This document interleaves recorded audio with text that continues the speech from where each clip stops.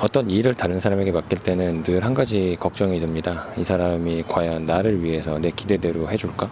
예를 들어서 제가 편의점 사장이고 직원을 고용하는데, 물론 기대하는 바로는 그 사람이 나를 위해서 돈을 벌어주길 기대하면서 이제 월급을 주고 일을 맡기겠지만, 이 사람의 일거수일투족을 감시할 수 없으니까 어떤 다른 일들이 일어날 수도 있습니다. 돈을 가져간다거나 물건을 빼간다거나 하는 일들. 현실에서도 배임이나 횡령 같은 일이 많이 일어나니까요. 그래서 이 현실을 생각해보면 어떤 일을 맡길 때 어떤 계산을 해야 될 것 같아요. 물론 배임, 횡령 이런 건 나쁜 일이지만 현실은 어쩔 수 없으니 이 사람이 빼먹는 돈과 내가 이 사람을 감시하는 비용을 생각해야 될 겁니다. 이게 경제학이나 경영학에서 모델화 해놓은 것들이 있더라고요. 본인, 대리인 관계라고 말해지는데, 이거는 어떤 협업적인 관계에서 아주 잘 만들어지는 관계입니다. 하다못해 직장에서도 상사와 나의 관계도 이런 관계가 되죠. 상사가 나에게 어떤 일을 시키니까, 그리고 그 상사가 나를 완전히 감시할 수 없으니까, 감시한다 해도 비용이 드니까요. 그래서 이렇게 대리인에게 어떤 일을 맡길 때 드는 비용을 이제 대리인 문제라고 하고 대리인 비용이라고 하는데, 이걸 영어로 만들 때가 가장 이상적이겠죠. 이 대리인 비용을 세 가지 갈래로 구분하더라고요. 대리인을 감시하는 비용, 그리고 대리인이 이제 또 본인에게, 그 일을 맡긴 사람에게 내가 믿을 만한 사람이다라고 이제 어떤 행동들을 해야 되잖아요. 보고를 한다거나 이런 거는 사실 본인이 직접 일을 하면 들어가지 않는 비용이니까 이제 대리인을 사용할 때 들어가는 비용에 포함됩니다.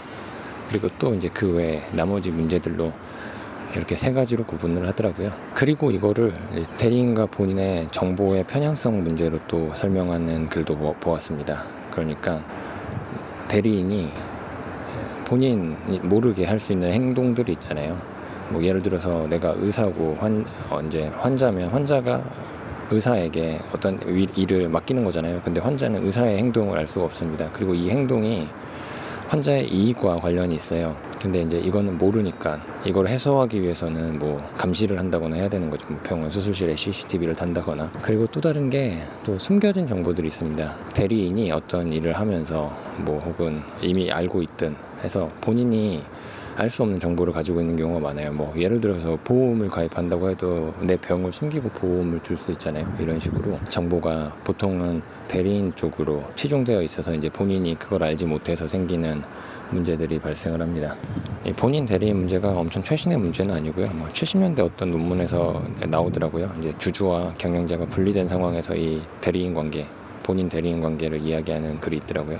여기서 이제 첫 장에 이제 아담 스미스의 국부론을 인용하면서 거기에 이제 그 재산 관리자가 재산 주인만큼 주의를 기울이기를 기대할 수 없다, 이걸 인용하면서 시작을 하긴 하는데, 그래서 애초에 경제학의 시작부터 있었던 문제일 것 같긴 해요. 이걸 읽으면서 드는 생각이, 저도 이런 생각을 어렸을 때부터 했거든요. 착복하는 비용보다 감시하는 비용이 덜 든다면 그냥 감시하지 않는 게 맞지 않을까? 물론 그 도덕적인 문제를 떠나서요. 근데 이게 이렇게 잘 정리된 모델로 있는 걸 읽어보니까, 이게 이 모델이 있고 나서 이 생각이 사회에 널리 퍼져서 이제 만연하게 돼서, 처음 읽은 사람은 이 모델이 있는 걸 알겠지만 퍼지다 보면 끝단에 있는 사람은 그냥 이야기로만 알게 되는 걸 수도 있잖아요. 그래서 그런 식으로 이 생각이 만연해진 건지, 아니면 이런 생각을 이제 학문적으로 정리를 한 건지, 그게 참 궁금합니다. 그리고 그냥 이 모델 자체는 꽤 효용이 있는 것 같아요. 설득력 있는 것 같아요. 잘 설명하고 있는 것 같습니다. 사실 이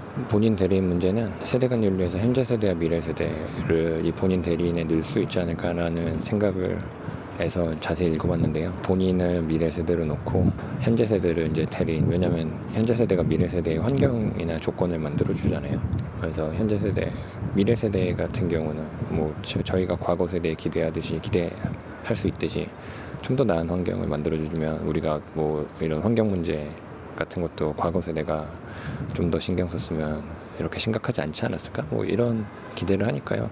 그래서 이 두 항에 넣을 수 있지 않을까 생각했는데, 그건 좀 복잡한 것 같습니다. 일단 미래 세대가 없어요, 지금. 그래서 우리 미래 세대의 기대를 알 수가 없습니다. 그래서 그 본인 대리인 관계에서 정보의 편향 측면에서 봤을 때 그 편향의 방향이 반대인 것 같아요.